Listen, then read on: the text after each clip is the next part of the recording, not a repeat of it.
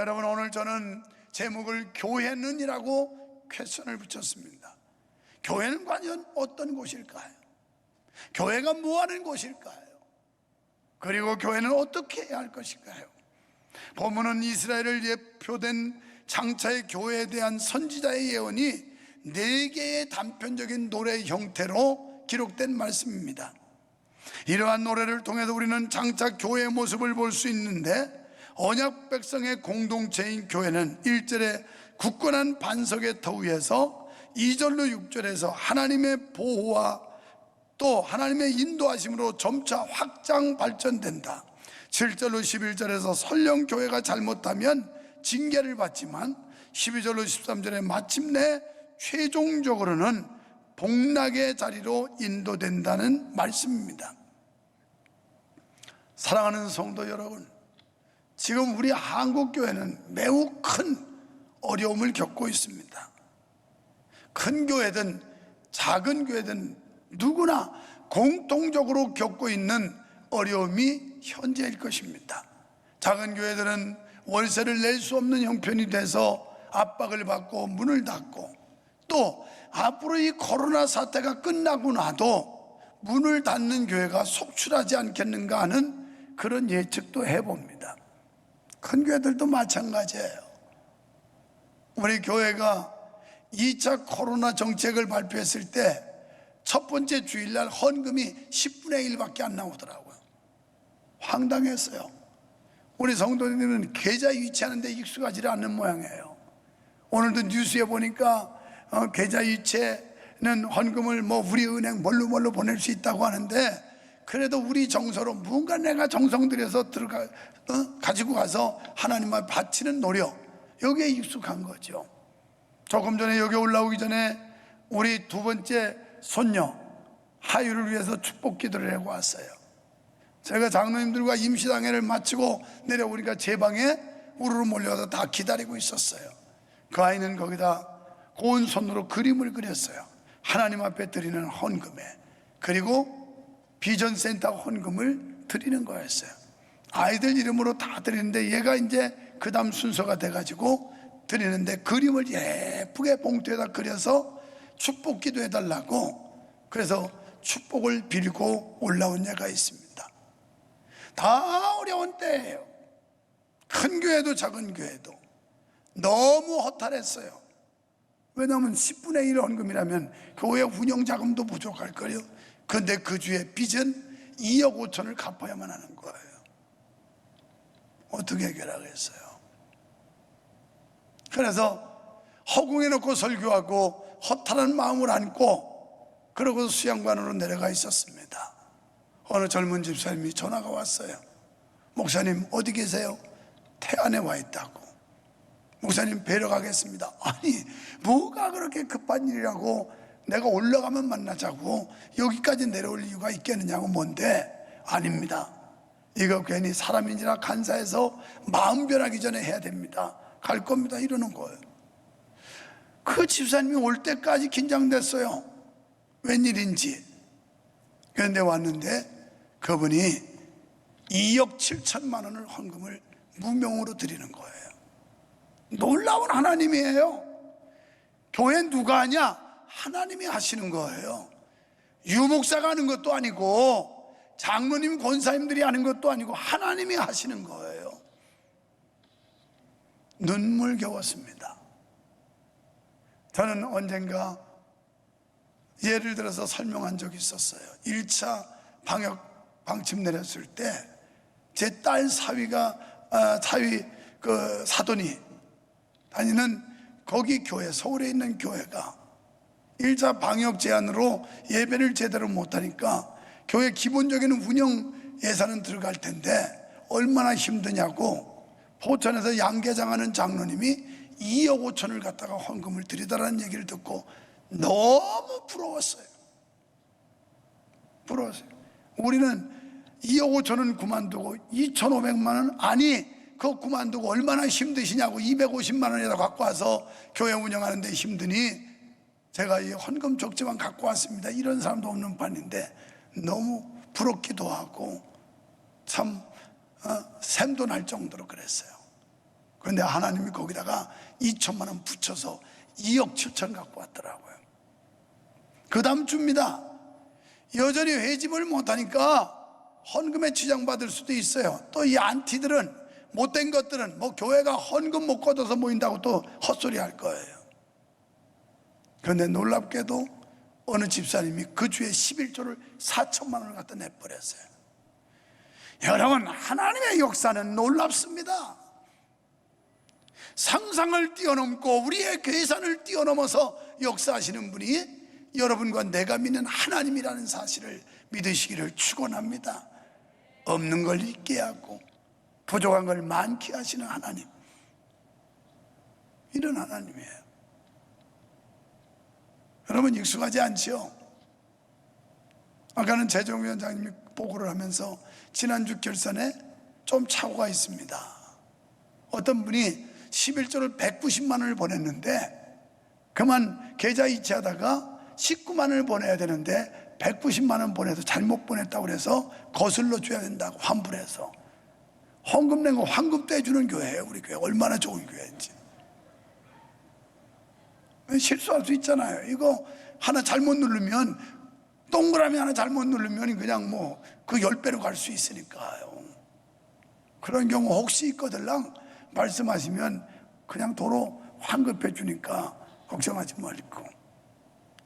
여러분, 이렇게 한국교회가 지금 어려움 당하고 있어요. 그러나 교회는 하나님이 지키신다는 사실을 믿으시기 바랍니다. 교회 역사를 보면 바람 앞에 등불 같은 이런 위태위태한 시기가 얼마나 많았는지 몰라요. 교회사적으로 볼 때 교회가 풍전등화와 같은 이런 시대 시기를 많이 겪어왔습니다. 그런데 놀라운 사실은 그때마다 교회가 침몰한 것이 아니라 더 크게 부흥했다는 겁니다. 오늘 우리는 이 코로나 방역 정책 때문에 갖은 압박을 받고 있지만 우리가 믿음으로 소망 가지고 교회가 더 크게 부흥하는 역사가 일어나야 할 줄로 믿습니다. 이 신비는 과연 어디에서 비롯되었을까요? 그 신비의 열쇠는 바로 하나님이십니다. 하나님의 장중에 우리가 붙잡힘 받기만 하면 불가능을 가능하게 하고, 무에서 유도 창조하시던 하나님의 역사가 우리들과 이 시대 우리와 함께 하시면 능치 못함이 없는 줄 믿으시기를 축원합니다. 하나님은 교회가 위기를 만날 때마다 그들 편에 서서 일하셨고 교회를 대적하는 세력들을 파멸시켰습니다. 하나님은 지금도 교회 안전을 위해 일하고 계심을 믿습니다. 때문에 하나님의 교회는 첫째, 원수마귀가 교회를 해치지 못합니다. 세상에 있는 주의 택한 언약의 백성, 그러니까 교회는 매우 약해 보입니다. 여러분, 여기서 교회라는 개념 이해를 먼저 하셔야 되는데, 교회는 이런 큰 건물이 교회가 아니에요. 이건 상징성 있는 집회 장소고, 교회는 원래 헬라어로 에클레시아라고 하는 말인데, 이 에클레시아라고 하는 말은 어디로부터 불러낸 무리에 구원받은 백성들이 모인 집단이에요. 어디로? 저 세상으로부터 죄와 사망에서 불러낸 무리들이 이게 교회인 거예요. 그래서 구원받은 주의 백성들이 모인 곳, 그곳이 지하실이라도 교회고 2층 세방이라도 교회고 이렇게 큰 으리으리한 건물에 있어도 교회고, 바로 여러분, 우리 속에 성령이 거하시는 전이라고 했으니 우리 한 사람 한 사람이 교회인데 그 개체 교회가 모인 집단을 교회라고 말하는 겁니다.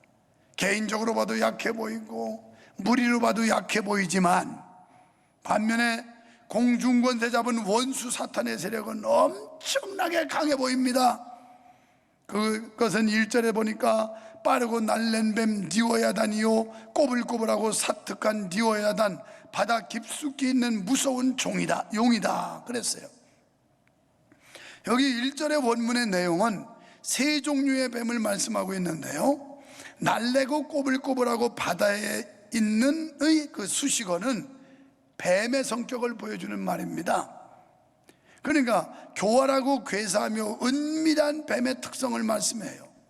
여기 세 종류의 뱀은 하나님의 나라를 대적하고 회파하는 원수들을 상징하는 말씀인데, 이것은 1차적으로 선민 이스라엘을 괴롭혔던 아수르, 바벨론, 애굽 이런 나라들을 지칭하는 겁니다.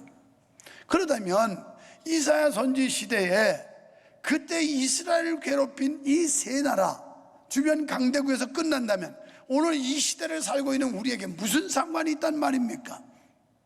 거기서 끝나면 성경은 현대를 살아가는 우리와 무관한 관계예요. 여기에 바로 영적인 깊은 의미가 있는데, 교회를 대적하면서 사탄의 왕국을 이끄는 세 원수, 그러니까 요한계시록 20장 10절에 나타난 사탄 원수를 말하는데, 열뿔 달린 짐승이 등장을 해요. 이 열뿔 달린 짐승은 권세를 말하는 거예요. 권력을 말하는 겁니다. 세력을 말하는 거예요. 그러니까 세상의 정치, 권세 이런 것들이 지금 교회를 압박하고 있지 않습니까? 권력, 권세를 말하는 거예요. 너무 어이없고 황당한 일이 많아요. 2차 방역 정책을 펴면서, 여러분, 저는 지난주에 들었는데 황당하더라고요. 이런 정책이 어딨나. 그 얘기인죠. 우리 집사님이 전전주에 서울에 결혼식이 있어 버스를 가려고 그랬는데 누가 또 꼬질렀대요.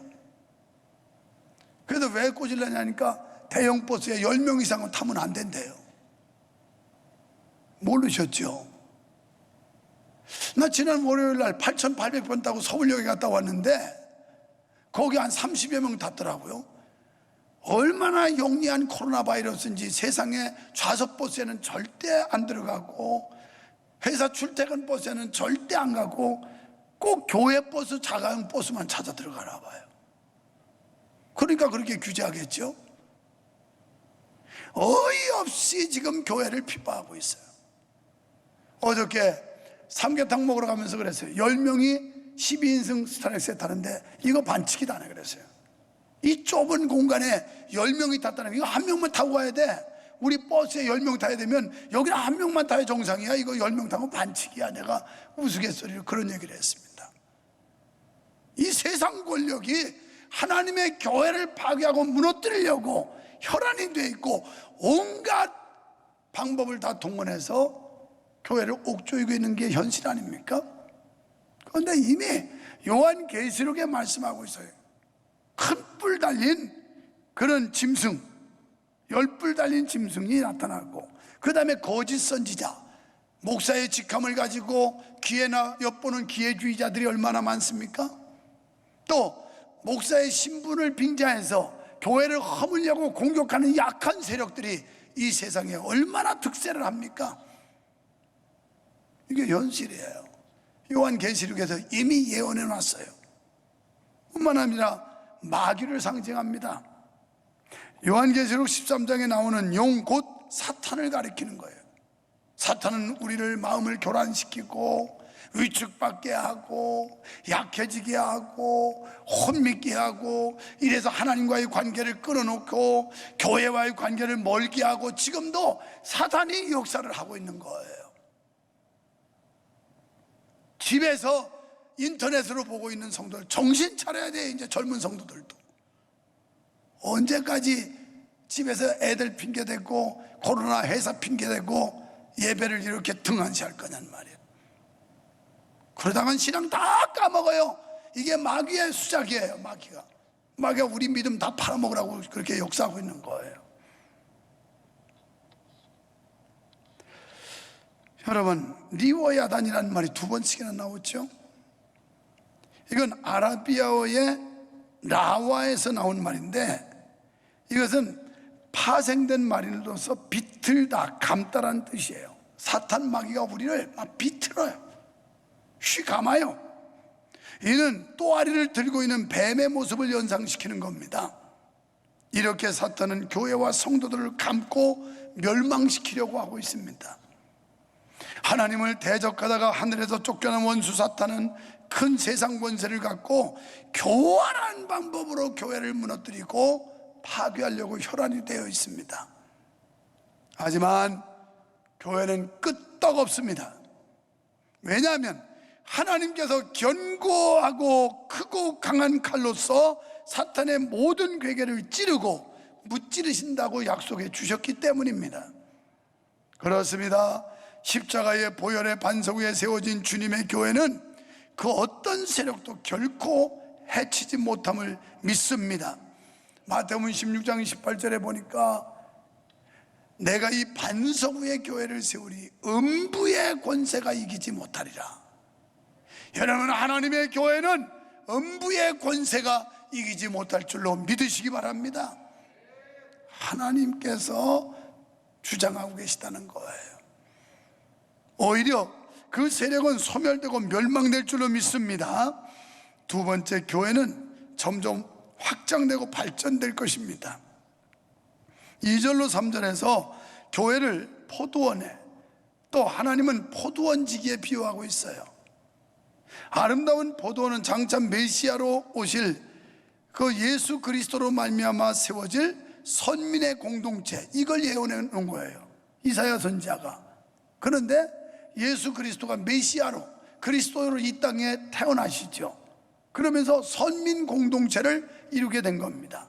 주님의 보혈의 공로로 죄사함 받은, 구원받은 하나님의 택함 받은 백성들이 공동체를 이루는 거예요. 이걸 벌써 이사야 선지자가 예언을 한 겁니다. 4절에 보면 찔레와 형국이라고 하는 이 풀, 잡초, 그러니까 이것은 포도원을 해치는 해로운 식물로, 이는 교회 밖에 대적자들을 상징하는 거예요. 세상의 타락한 문화, 세상의 잘못된 사상, 세상의 잘못된 정치, 이런 것들이 교회를 대적한다는 거예요. 여러분, 교회를 가꾸시는 분은 하나님이시라는 사실을 믿으시기 바랍니다. 하나님이 교회를, 여러분, 포도나무가 뭐가 필요하고 불필요한지, 포도원에 뭐가 불필요한지는 포도원지기가 가장 잘 알아요. 그래서 이런 걸 막는다는 겁니다. 그래서 포도원지기는 어떻게 하면 포도나무가 잘 자라서 극상품 포도를 맺게 할까 잘 압니다. 그래서 성심성의껏 관리하지요. 때로는 물도 줍니다. 잡초도 뽑아냅니다. 그러니 6절 말씀에 뿌리를 깊이 받고 튼튼히 자라서 풍성한 결실을 얻는다. 후일에는 야곱의 뿌리가 박히며 이스라엘의 우미 돋고 꽃이 필 것이라. 그들이 그 결실로 지면에 채우리라. 풍성한 열매를 맺게 한다는 겁니다. 교회가 이렇게 확장하고 부흥하고 발전되게 하신다는 겁니다. 그렇습니다. 이것이 바로 오늘의 교회의 모습인 줄로 믿습니다. 또한 교회를 구성하고 있는 성도들의 모습인 줄로 믿습니다. 여러분도 그렇게 될 수 있다는 거예요. 참으로 미약하게 보이나 실상은 강한 것이 교회입니다. 사탄의 핍박으로 금방 없어질 듯 하지만 끝내 없어지지 않고 우물 틔워서 열매를 맺게 되는 것이 교회라는 거예요. 반대로 교회를 핍박하는 세력들은 강한 듯 하지만 실상은 아침 안개처럼 쉽게 사라질 보잘것없는 것들입니다. 교회 역사는 이런 일을 확실하게 증명해 주고 있습니다. 세 번째, 교회는 회개할 때 바로 설 수 있습니다.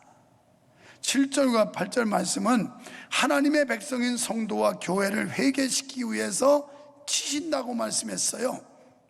그것은 사랑에 매여 교육에 매일 뿐 심판과 사망의 몽둥이가 아니라는 겁니다.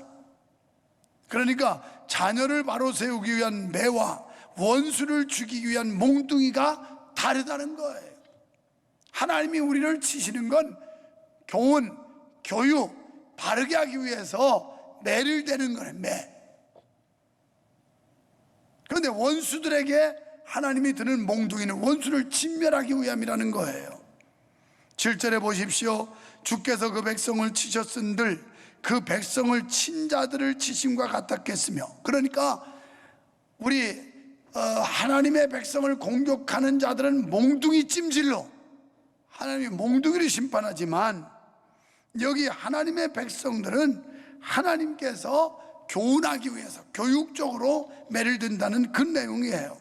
백성을 치셨은들 그 백성을 친 자들을 치심과 같겠으며 백성이 살육을 당하였은들 백성을 도륙한 자의 살육을 당함과 같았으니라. 그러니까 하나님이 심판하는 대상과 하나님의 자녀된 우리와는 다르다는 거예요. 이건 믿으셔야 돼요. 이런 하나님의 은혜를 우리가 믿어야 된다는 겁니다. 그래서 결국 하나님께서는 히브리서 12장 5절 이하에 보면 하나님은 사랑하는 자를 징계하신다 그랬어요. 하나님의 징계가 없는 자는 사생하라고 그랬어요. 하나님이 우리를 사랑하시기 때문에 회초리를 대기도 하고 그저 매를 대기도 하고 때로는 따끔하게 혼도 내고 그런다는 거예요. 성도는 먼저 이 사실을 알고 징계에 대해 더욱 하나님을 사랑하고 하나님께로 돌아가야 할 줄로 믿으시기를 바랍니다. 자신을 돌아보고자 회개해야 돼요. 내가 하나님과의 관계에서 소원해지지는 않았는지, 하나님을 멀리하지는 않았는지, 하나님을 무시하지는 않았는지, 나 자신을 돌아보고 회개하면 구절 말씀대로 우상을 부수고 떠나면 하나님이 구원의 은총을 주시고 회복의 은혜를 주신다는 거예요. 그러니까 세상의 재물, 명예, 권세, 영광을 추구할 것이 아니라 오직 하나님만을 사랑하고 따라야 된다는 겁니다. 우리 명성교회 성도 여러분, 하나님만 사랑하시기를 축원합니다. 하나님만 끝까지 따라다니는 우리들 되기를 소원합니다. 그러니까 우리의 심령 중심에 하나님을 모시고 하나님 중심으로 살아야 된다는 거예요. 여러분, 포도원 된 교회는 포도원직이 되시는 하나님의 장중에 붙들릴 때 풍성한 열매를 맺을 수가 있습니다. 요한복음 15장 5절에서 예수님은 나는 포도나무요 너희는 가지니 저가 내 안에 내가 저 안에 있으면 이 사람은 과실을 많이 맺나니 그런데 나를 떠나서는 결코 과실을 맺을 수 없다. 여러분, 이 어려운 때에 주님 앞에 밀착하세요. 주님께 더 가까이 가세요. 주님과 함께 하세요. 그러면 열매 맺는 삶을 살 수 있고 이기게 될 줄로 믿습니다. 결론적으로 교회는 마침내 최후 승리한다는 거예요. 아무리 힘든 과정이 있고 고난이 있고 역경이 있고 우리를 무너뜨리려고 하는 세력들이 득세를 하지만 결국 그날에 하나님이 우리를 해피엔딩으로 끝내게 만든다는 거예요.